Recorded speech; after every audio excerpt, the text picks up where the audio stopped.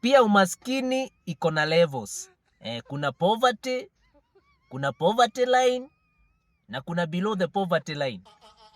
Ukiwa kwa poverty ni saa ile umekosa pesa ya kufanya ile kitu unataka. Like umekosa pesa ya rent ama umekosa pesa ya food.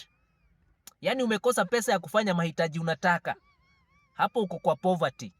Ukiwa kwa poverty line ni saa ile umeanza kusacrifice your own happiness in order to survive. Unauza slippers ili ununue cabbage ama unapeleka simu yako kwa duka ili upatiwe unga. Even the way you see things changes.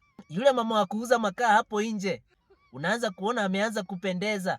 Yule mzee wa kunoa fisi unaanza kumuita sweetheart. Mpaka unamuitisha namba, unamsave mubaba.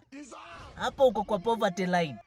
Ukiwa below the poverty line ni saa ile shida imekutandika.